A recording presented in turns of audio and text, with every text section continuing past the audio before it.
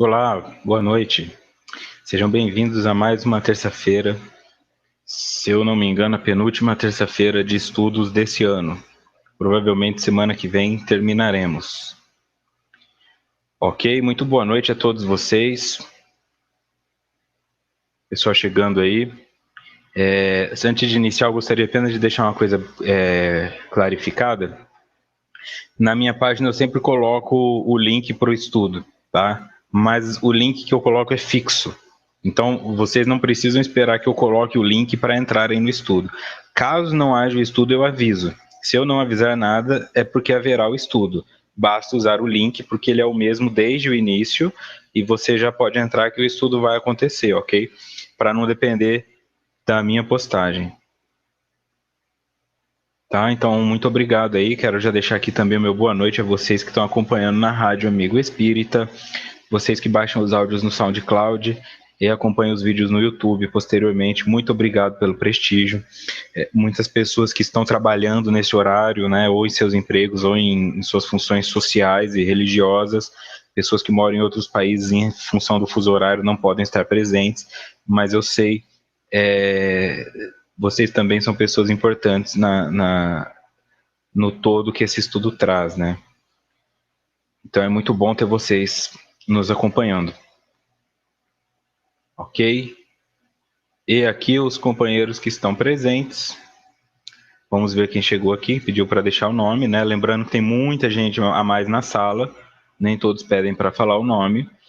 A Cristina de São Mateus, no Espírito Santo, o Cássio de São Paulo, capital, a Tereza de Petrópolis, no Rio de Janeiro, a Luciene de São Gonçalo do Sapucaí, Minas Gerais, o Sebastião de Cornélio Procópio, no Paraná, a Fernanda de Durham, na Inglaterra, a Maria Moser de Esteio, no Rio Grande do Sul, a Deise do Rio de Janeiro, o Dioclésio de São João del Rei, Minas Gerais, a Clemilde de São Paulo, capital, a Marisa do Rio de Janeiro, capital, o Marcelo de São Gonçalo, no Rio de Janeiro, a Janete de Tijucas, em Santa Catarina, o Pedro Roberto de Florianópolis, Santa Catarina, a Noêmia de Belo Horizonte, Minas Gerais.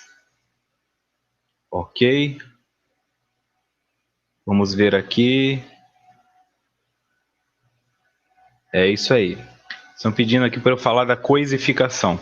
Eu não sei do que se trata a coisificação, então não tenho como auxiliá-los nesse pedido.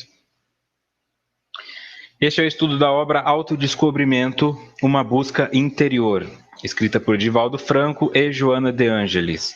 O estudo é realizado pela Rede Amigo Espírita e eu sou Vitor Antenori Rossi. Hoje estamos no encontro de número 39, falaremos sobre o inconsciente, parte 3. Ok? Elson de Miguel Pereira, no Rio de Janeiro também. Quero deixar aqui também um muito obrigado a todos vocês que deixaram comentários ali na minha página, em razão da postagem que eu fiz sobre a minha história de vida relacionada aos transtornos que foram diagnosticados, tá? Então, muito obrigado, realmente superou as expectativas, o pessoal que compartilhou. Eu espero que essa mensagem, né, esse depoimento da minha vida possa auxiliar outras pessoas a se encontrarem em si mesmas, tá? Então, muito obrigado a vocês que deixaram mensagens de apoio e compartilharam. E se você não sabe do que se trata, entra na minha página, procura a postagem do dia 1 de dezembro e você vai se inteirar. Virgínia de Porto Alegre também. Estão dizendo que é uma palestra da Nete Guimarães. Eu não assisti essa palestra, não sei do que se trata a coisificação. Vamos lá, então, direto em Joana. Esse é o último slide do encontro passado. O subconsciente psicológico ou subcortical, fisiológico e instintivo, é automático, inicial, natural, corresponde ao id de Freud e aos arquétipos de Jung, enquanto o orgânico ou cortical corresponde pelos condicionamentos de Pavlov, pelo polígono de Gracia e os traumas e os recalques estudados pela psicanálise, tá? Então isso é como nós encerramos o estudo da semana passada. Pessoal agradecendo aqui, obrigado. continuando, agora no estudo de hoje já. Acreditava-se anteriormente que o ser subcortical era um amontoado de automatismos sob o direcionamento dos instintos, das necessidades fisiológicas. Então, voltando aqui, ó, o subconsciente psicológico ou subcortical, que é fisiológico e instintivo, segundo Joana, anteriormente acreditava-se que era um amontoado de automatismos sob o direcionamento dos instintos e das necessidades fisiológicas. Ou seja, a nossa origem instintiva, né, que o subcortical está ali abaixo do córtex, então, se vocês forem no estudo do triunfo pessoal, eu não me lembro agora qual é, mas onde nós estudamos o cérebro reptiliano, o cérebro mamífero, né, relacionado às emoções, ali nós vamos perceber que este subcortical se relaciona às áreas da emoção, às áreas do instinto, às áreas mais primitivas também. Está ali na segunda parte cerebral. E então, o que ela está dizendo? Que esses movimentos emocionais antes eram vistos como apenas respostas às necessidades primitivas e instintivas, né? Que eles não traziam conteúdos racionais, que eles não traziam conteúdos que pudessem ser trabalhados ou que fizessem alguma diferença relevante. Depois de um tempo é que eles começaram a ser respeitados, né? E hoje nós temos aí uma ciência. Quando nós pensamos na atuação da fisiologia, da medicina, e eu não estou falando só da medicina ocidental, mas da medicina oriental, nós temos milênios aí onde o ser humano tenta entender o corpo humano, tá? Sempre dando passos largos. Então nós temos milênios da medicina, mas a psicologia foi se fortalecer ali no começo do ano de 1900, portanto ela é considerada uma ciência extremamente nova.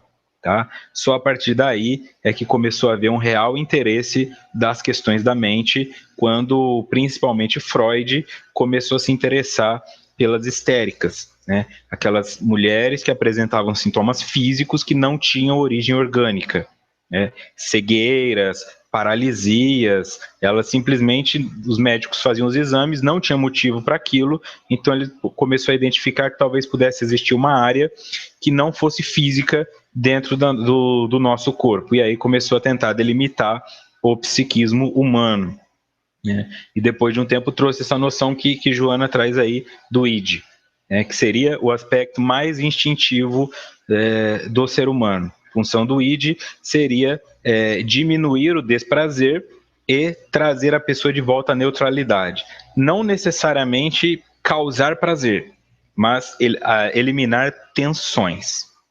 Tá? Então, eu sou uma pessoa que não suporta o meu vizinho, ou então vamos pegar uma coisa um pouco mais baixa, para não chegar num homicídio.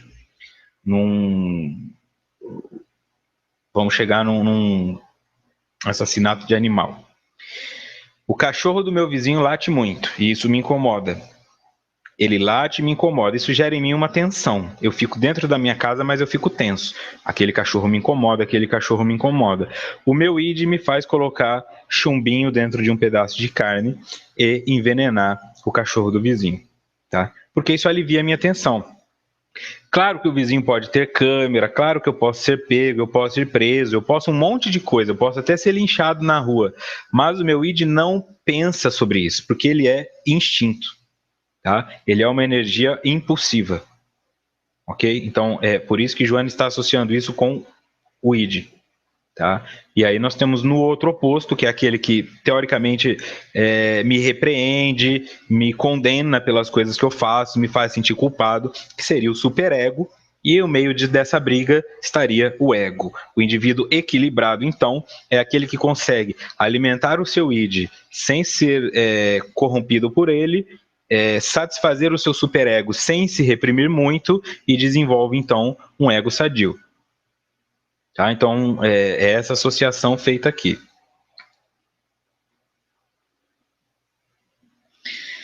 E aqui nós temos um trabalho de conclusão de pós-graduação da Selene Zaidan Leite, tá? Se eu não me engano, é na Faculdade de Belo Horizonte. O TCC dela se chama São os fenômenos transpessoais psicopatológicos? O aprofundamento do estudo sobre a mente e cérebro. Este é o capítulo 2 desse estudo dela. As tentativas de localização, nota do expositor, perdão. As tentativas de localização direta das funções psíquicas em áreas limitadas do cérebro inspiravam os estudiosos.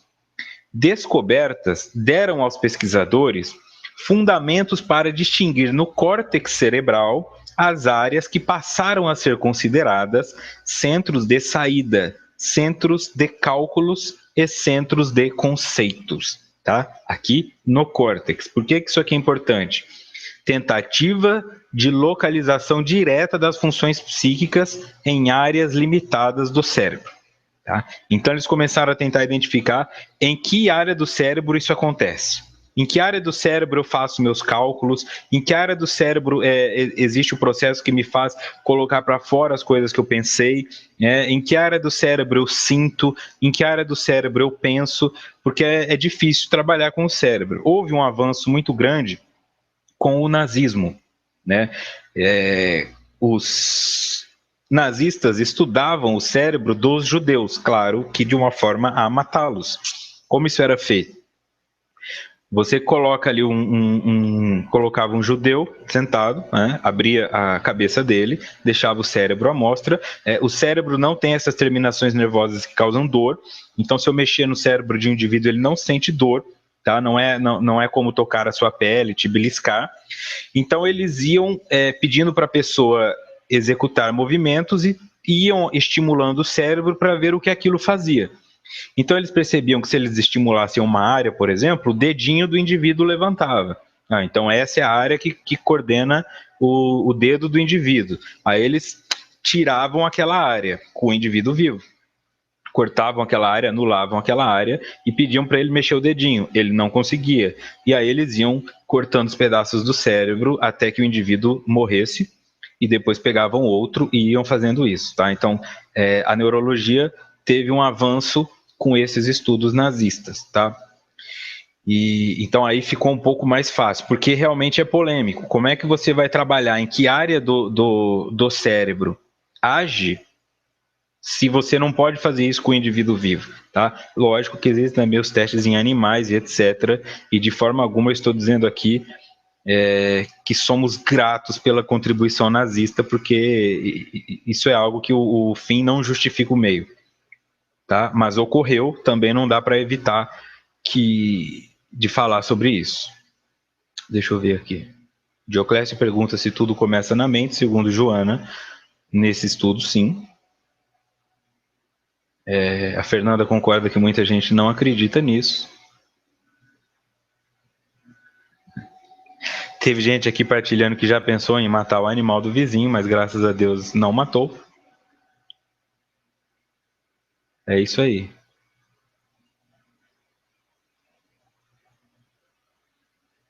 Deixa eu ver aqui uma pergunta.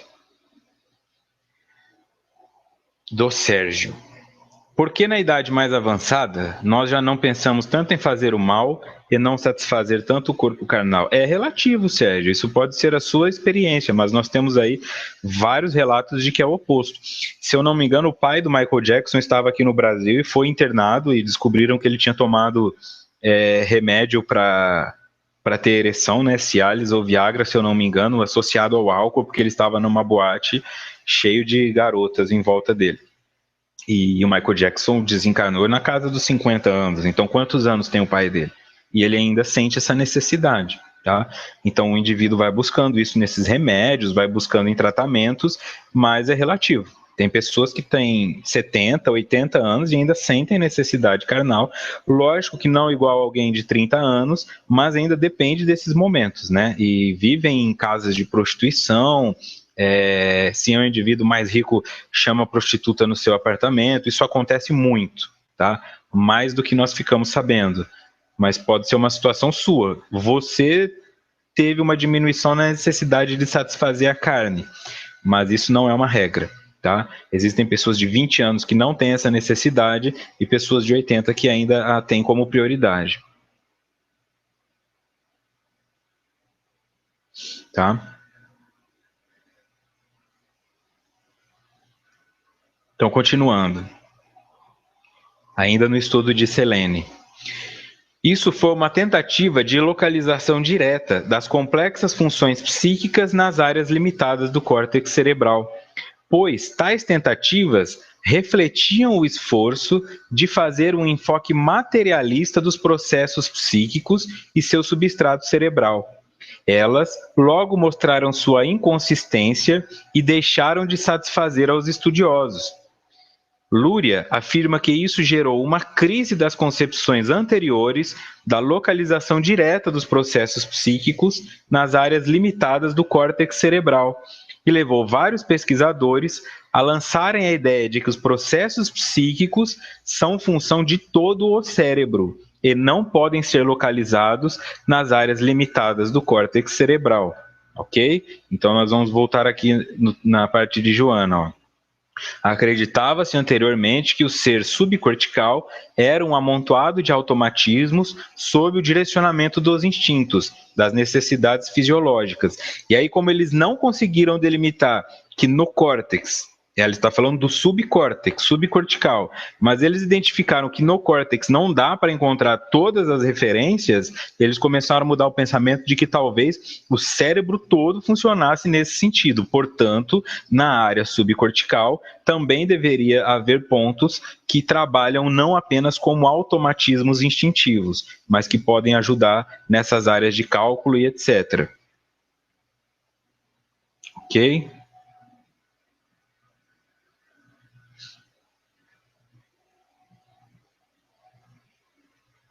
Bom, também tem um ponto aqui. Agora o pessoal está falando bastante do cachorro. Eu concordo em alguns pontos, sim. Porque você tem um cachorro, você tem um cachorro. Agora eu lembro que eu assisti outro dia na televisão uma pessoa que o cachorro dela foi envenenado. Né? E a reportagem era toda voltada, coitada dessa mulher, o cachorro foi envenenado. Nada justifica o envenenamento. Porém, quando a reportagem foi na casa da mulher, ela tinha 7 cachorros. 7 cachorros num bairro residencial com vizinhos são 7 cachorros latindo. Sempre vai ter um latindo, o outro dormindo. Então, é um indivíduo que convivia 24 horas com o latido de cachorros. E em dados momentos, os 7 deveriam latir ao mesmo tempo. Tá? É óbvio que essa pessoa com 7 cachorros estava vivendo uma situação egoísta, de não pensar nos vizinhos. Tá? Chegou a ter um cachorro morto, não refletiu que poderia talvez estar causando desconforto para outros vizinhos e coloca-se na posição de vítima. Tá? Infelizmente, se você deseja ter 7 cachorros, é interessante que compre uma chácara, um sítio, caso contrário você estará incomodando muitas pessoas, pois afinal são 7 cachorros. Tá? É aquela história. O choro do bebê só não incomoda o ouvido da mãe, e às vezes incomoda até o da mãe. Mas se você tivesse um bebê chorando num apartamento pequeno, naqueles onde a parede é fina e o vizinho escuta, e você tem trigêmeos chorando 24 horas por dia, é lógico que em dado momento seu vizinho vai bater na sua porta e pedir ajuda, tá? Mas pode riscar seu carro, não que ele esteja certo em fazer isso, mas é essa reflexão de pensar, será que eu não estou incomodando o outro também? Será que se tivessem 7 papagaios ou 7 maritacas na casa do vizinho, eu também não me incomodaria? Então, é sempre pensar os dois lados. Esse indivíduo chegou a um ponto de cometer um ato psicótico, que foi matar um animal por envenenamento. Mas nós sabemos que pode ter existido outros vizinhos que falaram, ainda bem que alguém fez isso, porque se ele não fizesse, teria feito eu. Tá? Nós vivemos entre seres humanos e temos que pensar no outro também, né? Essa é a minha opinião, né? Não estou dizendo se eu estou certo ou se eu errado. Mas é lógico que ter 7 cachorros num bairro residencial é algo que vai te trazer problema em algum momento.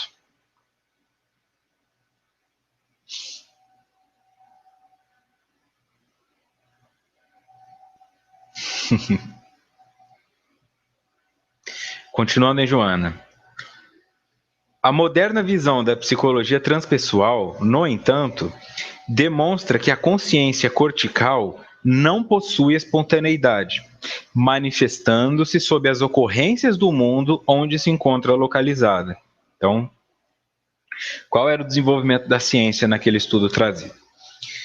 Eles tentam identificar no córtex as relações com o comportamento, com o pensamento, etc. Não encontram, supõe então que pode estar em todo o cérebro. E aí Joana traz que a psicologia transpessoal vem e diz mais além. Na verdade, nada disso está no cérebro. O que está no cérebro são os mecanismos para computar, para registrar as respostas que vêm de algum outro lugar, que seria um comando. Tá? Então, no meu córtex, no meu subcórtex, existem aparelhos que podem interpretar esse sinal. Então, o que ela está dizendo aqui? Ó? A consciência cortical não possui espontaneidade, manifestando-se sob as ocorrências do mundo onde se encontra localizado, ou seja, ela é reativa, ela não é proativa. Ela não se manifesta espontaneamente, ela responde a todo o meio, ao local onde ela está inserida. O que isso significa para nós? Significa que as doenças que eu carrego não se manifestaram espontaneamente, elas foram induzidas pelo meu psiquismo. Tá? Ah, mas é o meu cérebro que dá o comando para o meu diabetes acontecer. Isso que tem que ficar claro. As pessoas às vezes pensam, então quer dizer que o corpo físico não responde a nada, o que vale é o espírito. Mas nós já vimos que é o cérebro que transmite essa mensagem. Tá? Portanto, tem uma função cerebral ali. O orgânico não deve ser ignorado. Ele deve ser tratado, ele deve ter a sua profilaxia, a sua manutenção, né? A pessoa deve ir ao médico, não adianta ficar só em tratamento de meditação, banho de cachoeira, todas as coisas têm que se complementar. Enquanto você estiver em um corpo físico, você tem que fazer o tratamento e a manutenção do seu corpo físico, tá? Não adianta ignorar tudo isso. Então, nesse sentido, se eu adoeço, então não é que o meu cérebro criou essa doença ocasionalmente, segundo Joana de Ângeles. Isso foi uma resposta a um estímulo que partiu de onde vem a causa, que é isso que nós vamos ver aqui, no caso, o espírito. Tá? Então, o meu espírito transmite para o cérebro essa informação, e aí a região cerebral responsável por decodificar aquela informação a decodifica, dá o comando e a doença aparece, a cura aparece, a alegria aparece, a tristeza aparece, porque é tudo neuroquímico. Né? É tudo neurotransmissor, excesso, falta, recaptação ou não recaptação, problemas sinápticos e tudo mais. Tá? Por mais que parta do espírito, o que nos faz sentir isso no corpo é o cérebro, e isso não pode ser ignorado.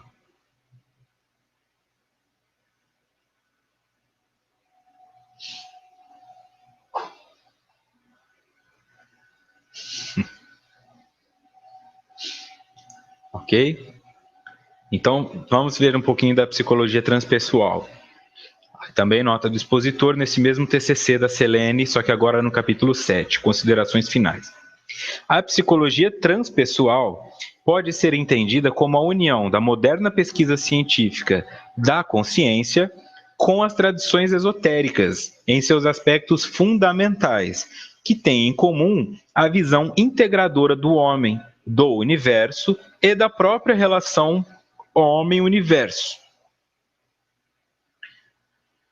O que é a psicologia transpessoal? Trans é aquilo que atravessa, ultrapassa, vai além. Psicologia transpessoal também seria o estudo da alma, que seria psique, né? Ou seja, o estudo do funcionamento psicológico que vai além da pessoa, ou seja, do corpo físico do homem. É a minha relação com o universo. A psicologia transpessoal não estuda apenas o Vitor, ela estuda o Vitor inserido em um universo que o afeta e que é afetado por ele. E isso pode aplicar qualquer aspecto, inclusive o espiritual. Tá? Ela é reconhecida cientificamente pelo CRP. Eu posso colocar uma placa no meu consultório e falar que eu utilizo as causas espirituais para tratar um indivíduo? Não. Eu tenho que definir muito bem isso dentro do meu consultório. Eu tenho que explicar até onde vão os limites, tá? Então, um psicólogo que trabalha com isso abertamente como psicólogo vai sofrer sanções do Conselho de Psicologia, porque não é reconhecido cientificamente a existência de espíritos de mundo espiritual e de processos mediúnicos, tá? Para essa orientação científica, nós ainda temos que dizer o seguinte: se você me fala que está ouvindo vozes, isso é esquizofrenia, ou isso é psicose, ou isso é uma alucinação, tá? Mas eu não posso dizer que isso é mediunidade. É claro isso? Então, muitas vezes a pessoa vai procurar. Eu quero procurar um psicólogo espírita. Não imagine que esse psicólogo vai te dar um passe no consultório, que esse psicólogo vai ficar discutindo mediunidade abertamente com você. Tá? Isso pode acontecer contanto que fique entre vocês dois, mas é um risco que o seu terapeuta está correndo, porque isso ainda não é visto como científico. Tá? Mas é uma tendência incontrolável de que seja visto. Pergunta. A Marimeide pergunta: as doenças vêm do exterior para o interior? Segundo Joana, não. Elas vêm do interior para o exterior. Elas vêm do espírito, passam para o cérebro e o cérebro as coloca no corpo físico, tá? Mas tudo começa do espírito. Por isso que quando você desencarna, você continua com a doença registrada no seu psiquismo e ao encarnar de novo, você tem grande chance de novamente viver essa doença se ela ainda não cumpriu a função dela. É o que leva muitas pessoas a cometerem suicídio, achando que voltarão curadas e, na verdade, não voltam.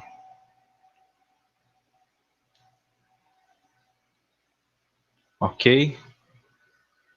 Viver num corpo físico é um grande desafio, com certeza, Dioclésio. Isso.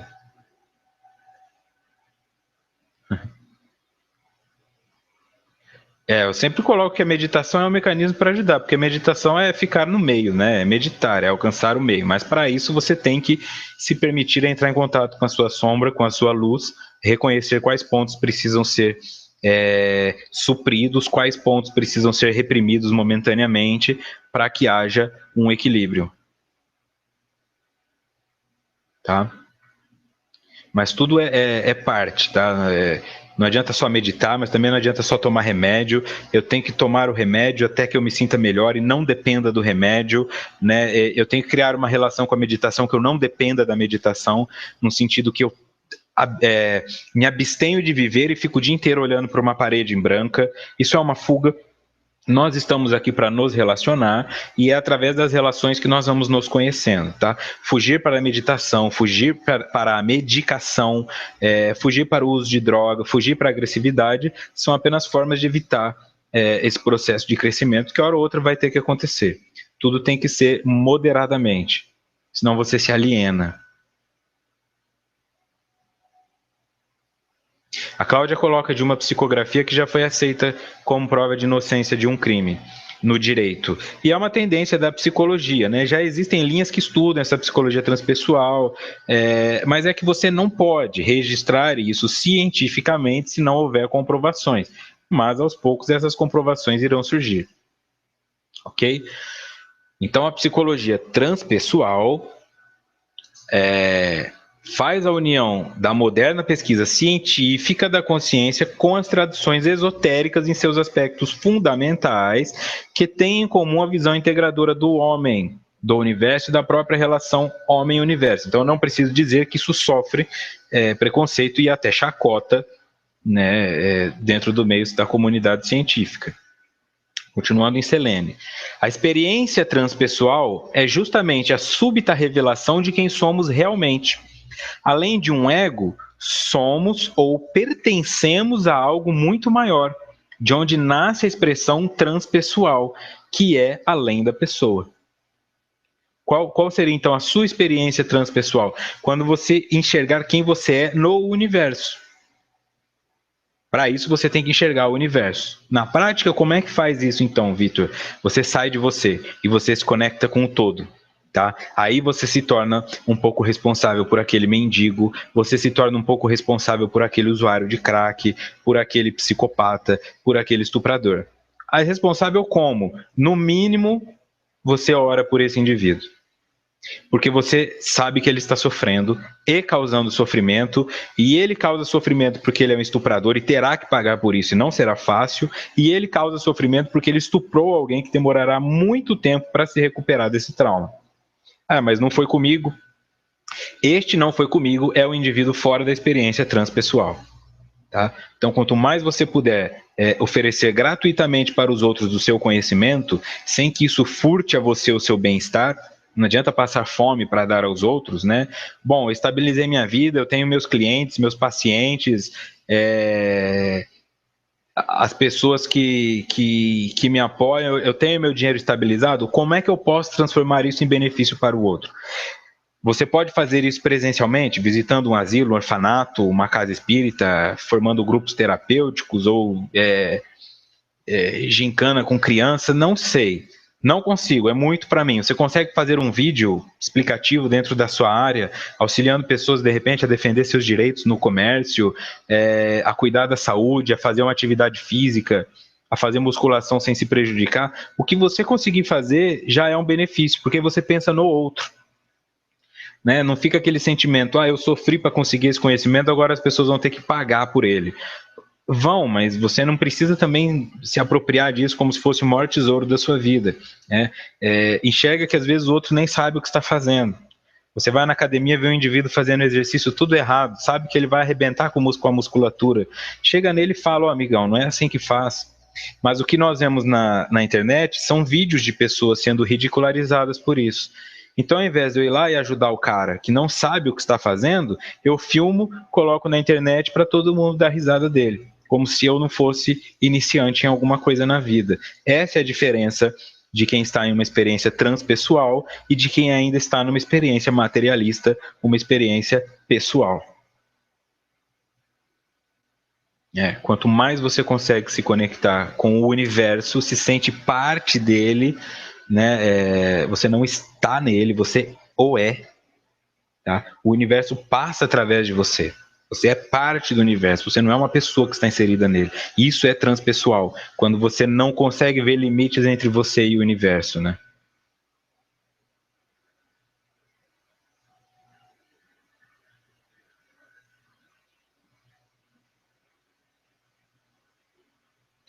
Ok? Continuando agora em Joana. Por isso mesmo, esse inconsciente é o espírito, que se encarrega do controle da inteligência fisiológica e suas memórias, campo perispiritual, as áreas dos instintos e das emoções, as faculdades e funções paranormais, abrangendo as mediúnicas. Aqui ela está respondendo então, ok? Vamos voltar aqui para isso ficar bem mais claro. Joana, a moderna visão da psicologia transpessoal, que nós já vimos o que é, no entanto, demonstra que a consciência cortical não possui espontaneidade, manifestando-se sob as ocorrências do mundo onde se encontra localizada, ou seja, se ela não é proativa, ela é reativa. Então ela reage ao quê? Aí ela explica. Por isso mesmo, esse inconsciente é o espírito. Então, ela reage ao espírito. O cérebro reage ao espírito. E qual é a função do espírito nessa movimentação? Se encarrega do controle da inteligência fisiológica e suas memórias. Campo perispiritual. As áreas dos instintos e das emoções, as faculdades e funções paranormais abrangendo as mediúnicas. Por isso eu não sou um médium porque o meu cérebro é mais médium do que o seu. Eu sou um médium porque o meu espírito consegue definir mediunidade e o meu cérebro responde a isso. Tá? Por isso esses estudos de cérebro nem sempre levam as pessoas a alguma conclusão. Um gênio desencarna, vamos estudar o cérebro de Mozart, vamos estudar o cérebro de Einstein, vamos estudar o cérebro de Jesus Cristo. Quem desencarnasse nessa época, as pessoas iam querer estudar o cérebro e poderiam chegar à conclusão que ele não é diferente de um cérebro de um tolo, né, considerado tolo. Então, a resposta está no espírito, segundo Joana de Ângeles, nessa passagem. Tá? Então, é o meu espírito que define a minha inteligência, as minhas memórias, as minhas emoções e as minhas capacidades paranormais, que incluem a mediúnica, mas diz respeito também àquelas pessoas que têm psicocinese, né? Conseguem movimentar objetos só com o poder da mente, entortar colheres. Não estou dizendo que o indivíduo vai erguer uma pedra de 200 quilos, mas nós sabemos que existem relatos de pessoas que produzem esses fenômenos, né? As coisas ao redor começam a pegar fogo, toda essa mediunidade chamada de efeito físico. É um fenômeno paranormal, aos olhos da ciência. Olha lá. Fernanda. Doenças podem voltar pelo simples fato de uma emoção encadear. A sua fome volta quando você não tem mais os nutrientes. Tá? Se você come direito, você come menos. Tá? Então, se você tiver uma dieta totalmente balanceada por um nutricionista, exatamente o que o seu corpo precisa, no começo você ainda sente falta de comer as porcarias, né? Porque você se adaptou a isso. Tem um prazer cerebral ligado a isso. Mas esquece isso. Você passou por isso, passou por essa abstinência e agora você come apenas para suprir a necessidade do seu corpo. Então você come exatamente o que precisa, em vitamina, proteína, etc. Seu corpo vai demorar muito mais para sentir fome do que se você abrir um saco de Doritos. Ou seja, 500 gramas de Doritos vai satisfazer menos do que 300 gramas de uma alimentação totalmente balanceada. Quando este recurso terminar, o seu corpo irá pedir mais, e aí você volta a sentir fome.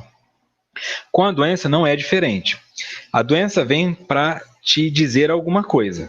Isso está em falta, ou isso está em excesso, ou isso está estressante, você precisa reduzir. Se você reduz, a doença regride, tá? Se for uma doença crônica, ela é crônica, você já causou um dano talvez irreversível para o corpo físico, ela vai continuar lá. Mas eu estou falando de doenças que podem ser curadas. Bom, então essa doença veio para me dizer que eu estou trabalhando demais. Aí eu fico de cama, pego uma gripe pesada que dura um mês, não saro nunca, uma sinusite que nunca passa, uma dor, e eu paro de trabalhar. Aí a dor regride. Aí eu penso que eu sarei, volto a trabalhar, a dor vai voltar.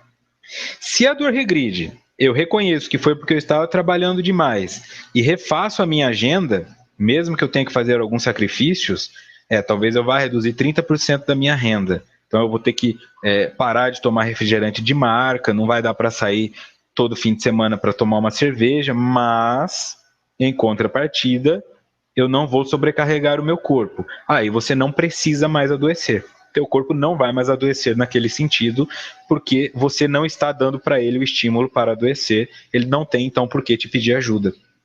Se a doença fica voltando, é porque o que te leva a adoecer não está sendo modificado.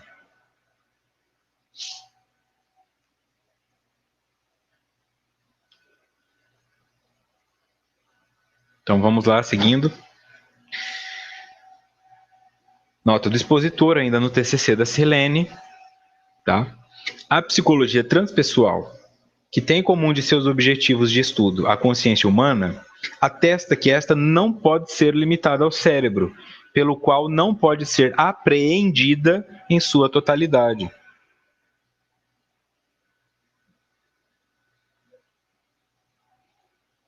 Ok? A psicologia transpessoal, que tem como um de seus objetos de estudo a consciência humana, tá? É importante deixar claro que a psicologia transpessoal seria motivo para um estudo inteiro. Você pode fazer uma pós-graduação em psicologia transpessoal, então isso leva 1 ano e meio, 2 anos para você estudar, tá? Nós estamos aqui apenas assim, trazendo o conceito básico que nos interessa para entender o livro de Joana. Se você tem interesse em aprofundar, vá tranquilamente, porque vai te abrir muita coisa. Ela atesta que a consciência humana não pode ser limitada ao cérebro, pelo qual não pode ser apreendida em sua totalidade. Então, nós damos um valor imenso ao cérebro, com uma potência muito grande, mas a consciência, segundo a psicologia transpessoal, vai além até da capacidade do cérebro. Este é a potência de um espírito, segundo essa ótica toda que a Joana está trazendo aqui. Então, o pensamento de Joana é voltado para a psicologia transpessoal, com aspectos da psicanálise e embasamento da psicologia analítica de Jung. Tá? Esses são os principais pontos onde essa série de psicológica de Joana de Ângeles se baseia.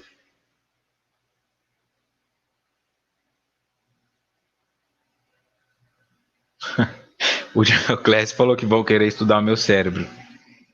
Olha, vão se decepcionar, porque é só mais um cérebro, né? Não por conta de inteligência ou de genialidade, tá? Não é isso, não. É por outro aspecto aqui. Senão vão falar que eu tô me achando gênio e, nossa, estou longe disso. Continuando, Joana. Nesse subcórtex, Jung situou o seu inconsciente coletivo, concedendo-lhe atributos quase divinos.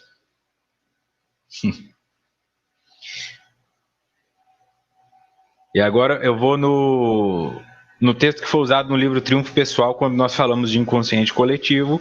Eu trouxe aqui no livro Sobre os Arquétipos do Inconsciente Coletivo, no capítulo 1, o próprio Jung nos traz o seguinte, nota do expositor. Este, porém, repousa sobre uma camada mais profunda, que já não tem sua origem em experiências ou aquisições pessoais, sendo inata. Esta camada mais profunda é o que chamamos de inconsciente coletivo. Volta em Joana. Nesse subcórtex, Jung situou seu inconsciente coletivo, concedendo-lhe atributos quase divinos.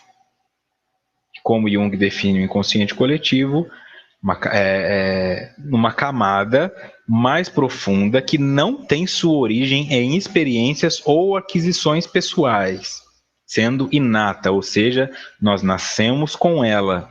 Esta camada mais profunda é o que chamamos de inconsciente coletivo.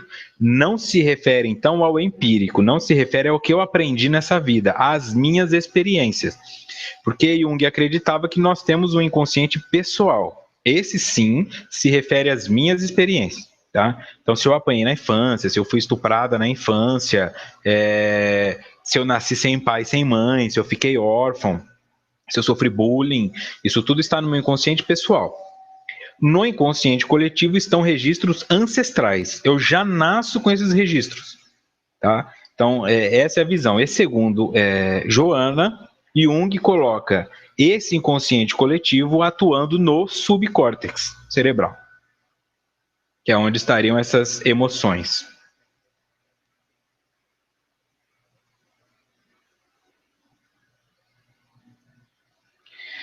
Aqui eu trouxe uma imagem que eu costumo usar bastante em palestra, que ajuda a entender isso melhor. Tá? Aqui temos o aparelho psíquico de Anthony Stevens. E Jung não fez esse desenho. Quem fez esse desenho foi o Anthony Stevens, para que nós pudéssemos compreender de forma didática como Jung transporta esse aparelho psíquico. Então, aqui no centro, nós temos o self. O self. O self, o que seria? O self é o eu. Eu pleno, sem barreiras, sem máscaras, sem pressões.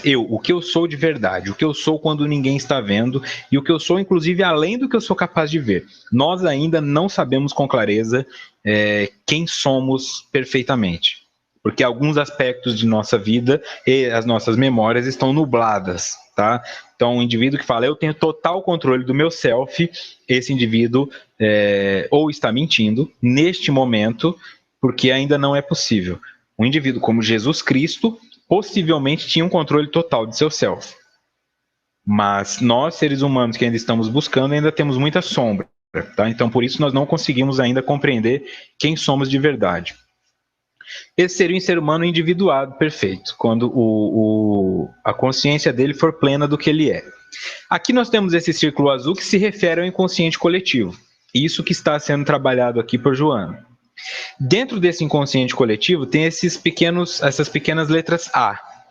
Essas letras A são os arquétipos.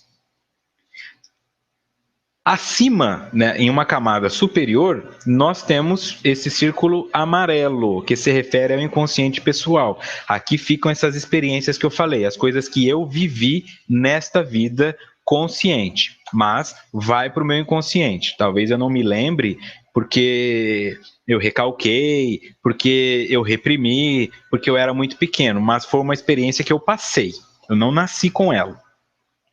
E aí dentro desse inconsciente pessoal é onde vão se formar os complexos, ok? E acima disso tudo, na camada mais superficial, nós temos a consciência, este círculo branco, e dentro da consciência o nosso ego. Existe um eixo que liga o nosso ego, portanto, o nosso aspecto consciente, ao nosso self, que é o nosso aspecto inconsciente. Então, tem o eixo ego-self. E entre o ego e o self, tem o inconsciente pessoal, o inconsciente coletivo, os complexos e os arquétipos. E é isso que delimitam as minhas defesas e as minhas sombras. O quanto eu não conheço de mim. Porque quando a informação parte do meu self, ela passa pelos meus arquétipos, ela passa pelos meus complexos, e nisso, quando ela chega no meu consciente, ela chega distorcida, ela chega filtrada, modificada, alterada. Por isso, às vezes, eu penso, eu nunca imaginei que eu fosse fazer isso, eu não acredito que eu fiz. Eu não imaginei que eu fosse racista, eu não imaginei que eu fosse homofóbico, eu não imaginei que eu fosse misógino, até me perceber fazendo uma coisa dessa. Eu nunca imaginei que eu mataria um cachorro, que eu agrediria uma pessoa, que eu bateria no meu filho, porque a informação vem distorcida. Eu acho que, não, eu não me sinto magoado pelo que as pessoas falam, mas na verdade se sente, mas não consegue perceber isso. Ok? Então imagine que isso que está aqui como ego aqui no topo é o que eu apresento para o mundo. E o ego tem esse eixo com o self. Então é da minha essência que parte aquilo que eu mostro para você. Só que no caminho ele encontra essas barreiras, porque eu tenho um complexo de inferioridade, eu tenho um complexo de superioridade, eu tenho um complexo de culpa, eu tenho timidez, eu tenho vergonha, eu tenho medo do que vocês vão pensar de mim, e aí eu acabo não mostrando realmente o que eu sou e me moldo ao que as pessoas querem ver, ou ao que as pessoas não querem ver como uma forma de me proteger. Ok? Então este seria o inconsciente coletivo. No livro Autodescobrimento, uma busca interior, que é o que nós estamos fazendo esse estudo agora, que na verdade isso aqui veio do Triunfo Pessoal, perdão, de Divaldo Franco e Joana de Ângeles, eu errei aqui no slide, é o livro Triunfo Pessoal. No capítulo O Inconsciente, nós temos o seguinte: esse inconsciente coletivo se encarregaria de guardar todos os dados que podem ser acessados a qualquer momento por todas e quaisquer pessoas, superando as dimensões de tempo e de espaço, acumulados desde os primórdios do conhecimento do ser no seu processo evolutivo, abrangendo a fase primária e prosseguindo até o momento cultural que se vive, não apenas em relação a si mesmo, mas igualmente a respeito de tudo quanto haja ocorrido. Tá? Isso Joana no livro Triunfo Pessoal. Esse inconsciente coletivo, tá? Aqui dentro então, tá? Onde o nosso self está inserido, se encarregaria de guardar todos os dados que podem ser acessados a qualquer momento por todas e quaisquer pessoas, superando as dimensões de tempo e de espaço. O meu inconsciente coletivo, ele é coletivo porque você também partilha. Eu também posso acessar essa informação. O que não me permite acessá-la é o meu estágio encarnado. Porque se eu pudesse lembrar de tudo o que aconteceu, eu estava lá. Sabe aquela música Eu Nasci há 10 mil anos, do Raul Seixas? Aquilo é a definição do inconsciente coletivo. Nós sabemos que aquela música é uma representação do diabo, né? Como se fosse o diabo cantando uma música. Eu nasci há 10 mil anos atrás e ouvi tudo. Eu vi Cristo ser crucificado, vi Salomão nascer e ser assassinado. Eu não me lembro a letra, mas ele viu tudo. Quando a pedra rolou da ribanceira, eu também quebrei a perna, né? Então é uma letra que define o inconsciente coletivo. Porque nós sabemos de toda essa história. Está no nosso inconsciente, mas nós não a vivenciamos. Como é que eu posso então acreditar em Moisés? Como é que eu posso acreditar na Bíblia se eu não passei por nada daquilo? Porque alguma coisa em mim sabe que aquilo aconteceu. Eu experienciei aquele evento de alguma forma. Ou já me contaram, ou eu estava lá, ou eu participei. E aí nós vamos nos agregando nesse sentido. Claro que de acordo com o local onde eu nasço, eu vou partilhando daquele inconsciente. Então, uma pessoa que ficou muito tempo em contato com muçulmanos, ela tem uma tendência muito grande a acreditar no islamismo quando apresentado a ela e rejeitar o cristianismo. Tá? Então, o que isso significa? Como é inato e está registrado no meu psiquismo, eu sou um cristão. Eu desencarno hoje aqui no Brasil, né? E daqui 20 anos eu encarno de novo em um país muçulmano. Eu não vou conseguir absorver o islamismo. Tá? Eu posso até aceitar isso igual aquela criança que aceita porque os pais fazem, mas vai chegar uma hora que eu não vou conseguir. Olha o quanto existem filhos de pastores evangélicos que quando fazem 12, 13 anos viram ateus, viram espíritas, viram umbandistas, viram satanistas. viram outra coisa, mas não seguem a religião dos pais. Por quê? Ele cresceu naquilo, ele viveu aquilo, só que a hora que o self dele começa a ter um pouco mais de poder, que é quando ele entra na adolescência e o questionamento dele surge como espírito, ele se lembra de que aquilo não é verdade que ele tinha e ele vai buscar outro caminho. Isso estava no inconsciente coletivo dele. Ele não teve contato com pessoas não evangélicas, porque nós sabemos que os evangélicos normalmente estudam em escolas evangélicas, fazem retiros evangélicos, como chama quando eles se reúnem para fazer orações? Bom, eu não me lembro agora. Mas eles vivem em um mundo fechado.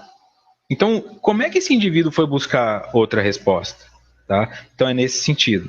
Conforme nós vamos vivenciando, repetindo uma cultura, nós já nascemos propensos a aceitar aquilo, porque aquilo já está registrado no nosso inconsciente coletivo, e aí é mais fácil que aquilo se impregne. Por que o Brasil tem muitas religiões? É um dos países com mais religiões, porque nós recebemos muitos imigrantes.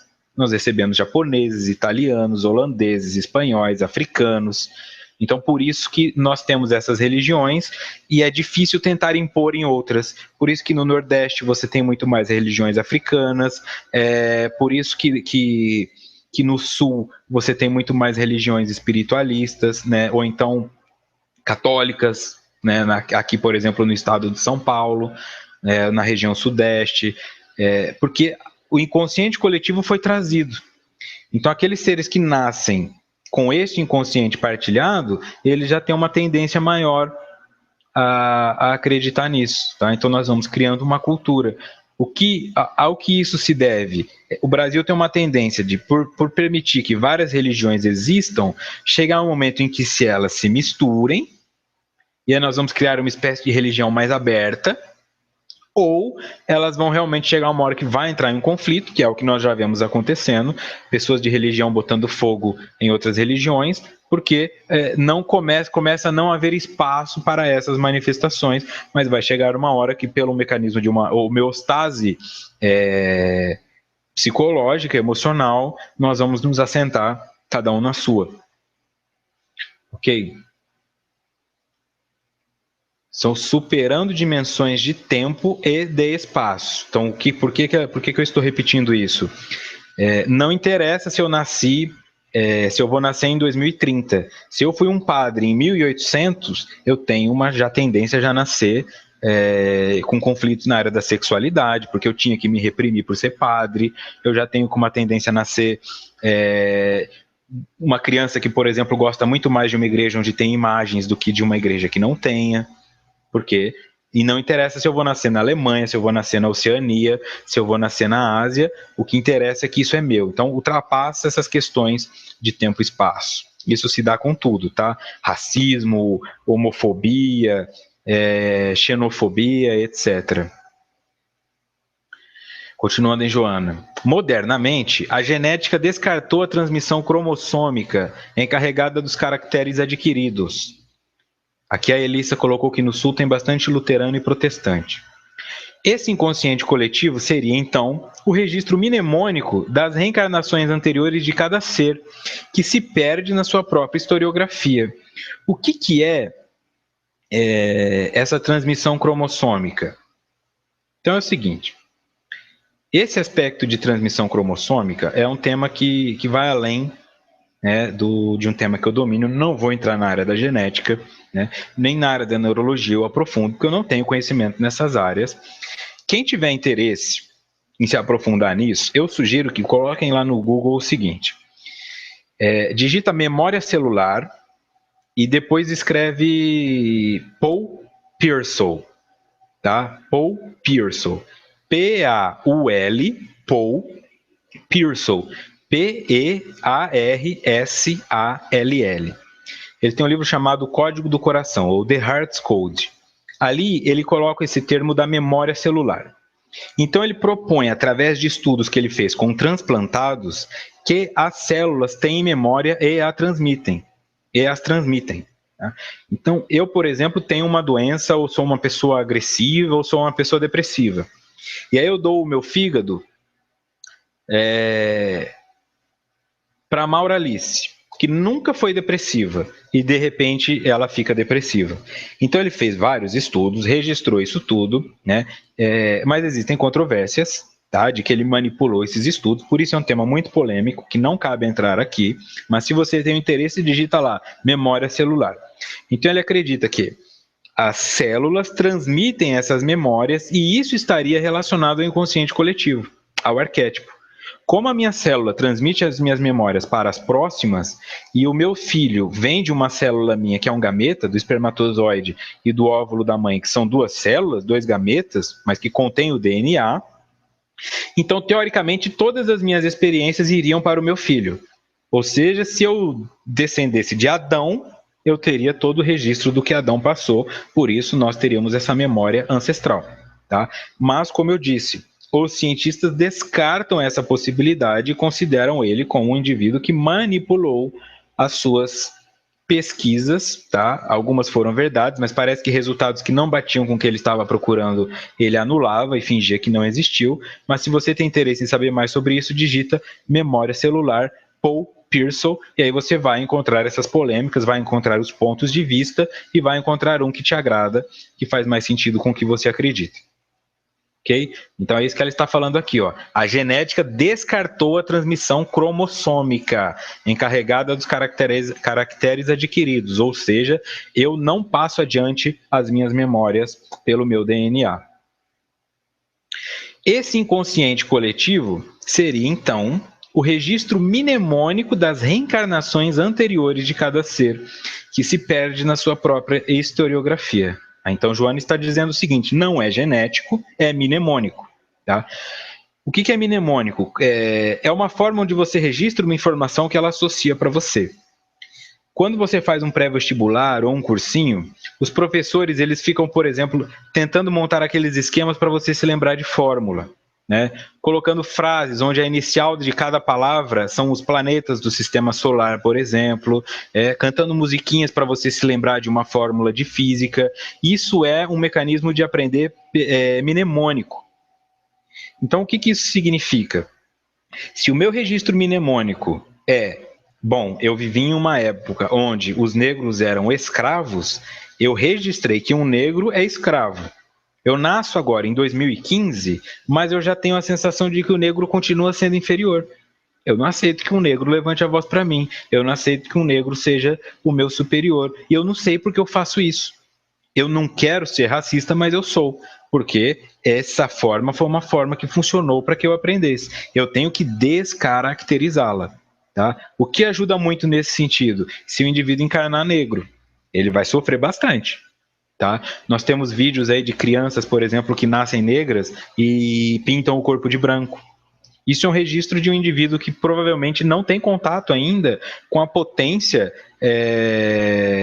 do espírito, que ainda está preso à pessoa. Ele acha que a cor do corpo define se eu sou melhor ou pior.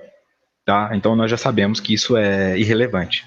Né? O asiático, o caucasiano, o negro, o pardo, o índio, não é isso que define o indivíduo como superior ou inferior. Só que eu também não posso ignorar que existe essa informação. E da mesma forma, um indivíduo que era negro e associava o branco, o branco é o cara com chicote, o branco é o cara opressor, o branco é o que tirou da minha casa e me colocou como escravo. Ele já nasce branco, ele já nasce com uma versão a si mesmo, porque ele tem um registro mnemônico. Ok? Então isso seria o inconsciente coletivo. Os registros que nós fazemos das associações com os aspectos que vivenciamos vão encadeando em nós essas memórias que são inatas, vão passando de geração para geração, inclusive em nós, porque fica registrado, e se manifestam, pode ser psicossomaticamente, pode ser comportamentalmente, que vão definindo quem eu sou. Tá? Então, se eu agrido pessoas gays, isso é um comportamento. E qual é a origem desse comportamento? Um registro mnemônico, que às vezes eu nem sei porque que eu estou agredindo gays. Tá? Mas eu simplesmente os agrido.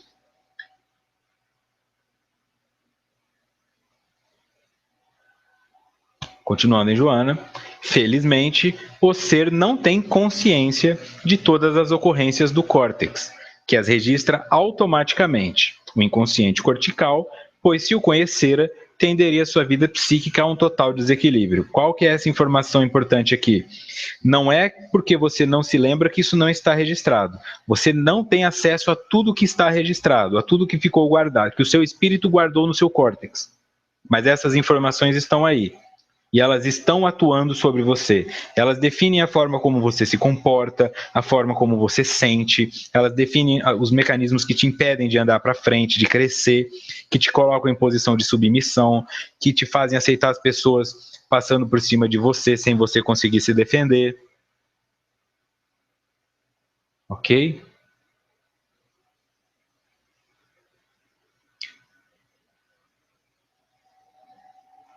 E aqui no Livro dos Espíritos, para nós irmos para o encerramento, nós temos a pergunta 392, no capítulo 7º, Retorno à Vida Corporal, de Allan Kardec. Pergunta: por que o espírito encarnado perde a lembrança do seu passado? Resposta: o homem nem pode, nem deve saber tudo. Deus assim o quer na sua sabedoria. Sem o véu que lhe encobre certas coisas, o homem ficaria ofuscado, como aquele que passa sem transição da obscuridade para a luz. Pelo esquecimento do passado, ele é mais ele mesmo. Por que eu grifei o encobre aqui? Encobrir não significa extinguir ou anular, é cobrir. Então, o que acontece? É um véu que encobre certas coisas. Ou seja, elas estão lá, eu não as perdi, eu não as deixei de ter como registro, mas elas estão cobertas momentaneamente, porque se eu as visse, eu poderia entrar em loucura. Né? Se eu lembrasse de tudo que eu sei como espírito, eu poderia entrar em loucura, porque eu já matei, porque eu já estuprei, porque eu já fui morto, porque eu já fui estuprado, porque me enganaram, porque me traíram, porque me enforcaram, porque eu fui vítima de injustiça, eu passei por guerras, às vezes eu estava no campo de batalha que quando terminou a guerra tinha 2.000 mortos. Para que eu vou querer lembrar disso agora em 2015? Então deixa eu ser mais eu mesmo, o Vitor, eu me limito como pessoa, mas eu não ignoro a transpessoalidade. Tá? Então eu não construo as coisas como um acúmulo para o Vitor. Eu quero que o Vitor seja rico, eu quero que o Vitor coma bem. Eu já me preparo para retornar ao mundo espiritual e utilizo essa existência como um recurso para crescer espiritualmente e não como o fim em si. Ela é apenas o meio. Essa é a diferença, então. Ok? E aí, para encerrar em Joana, necessário, portanto, ao ser humano saber e recordar, mas também desconhecer e olvidar. É necessário que não saibamos alguma coisa. Então, você que fica buscando muito cartomante, regressões, terapias para saber quem você foi, o que você fez, tome cuidado. Você pode estar mexendo em um vespeiro e pode causar danos que sejam irreversíveis para essa vida. Tá? Se você esqueceu, é porque tinha que esquecer. Eu quero saber o que eu fui na existência passada. Para quê? Por que não se contentar com o que você é nessa vida? Né? Você é uma pessoa perfeita? Provavelmente não. Então, o que você é nessa vida? Um reflexo do que você foi no anterior. Não precisa voltar na sua memória para saber o que você foi na existência passada. Basta se conhecer na atual. Se nós não regredimos, então na existência passada eu fui o que eu sou, um pouquinho inferior. Não há necessidade de buscar se você foi a rainha do Egito ou se você foi um camponês pilantra.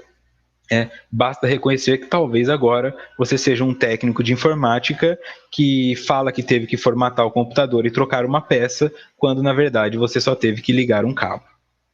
E aí você vai descobrindo o que você precisa trabalhar em si mesmo. Tá? Essa é a orientação. E aí na semana que vem nós encerramos com o capítulo 4, O Inconsciente, parte 4. Ok? Muito obrigado então pela companhia. Um espírito superior tem acesso a essas informações. Quanto mais superior você é, mais lembrança você tem, porque você não precisa mais materializar, né? Então você alcança o conhecimento total do universo. O conhecimento total do universo, né, dentro do que um espírito pode alcançar, é a quebra de todas essas barreiras quando o self se torna o ego do indivíduo. Então ele fica individuado e, portanto, senhor de si mesmo. Este que alcança isso é o que compreendeu o que é o Deus em si mesmo, que tem o poder para expulsar demônios, que tem a fé para remover montanhas, que pode curar os doentes, porque ele tem o conhecimento todo do universo, de todas as experiências anteriores que ele vivenciou. Ok? Então nos vemos amanhã, para quem faz os 2 estudos, e para quem faz apenas esse, nos vemos na semana que vem, para encerrarmos e irmos para as férias, ok? A vocês do SoundCloud, muito obrigado. A vocês do YouTube, muito obrigado. E também a vocês da Rádio Amigo Espírita, por prestigiarem esse estudo, por nos acompanharem e pela força que têm dado. E a vocês que estão aqui sempre, muito obrigado pelos comentários, por fortalecer os pontos de vista, né? Sei que nem todas as dúvidas são respondidas, mas esse é o objetivo do estudo, gerar um certo incômodo também e levá-los a buscar cada vez mais. Obrigado, então, muita paz.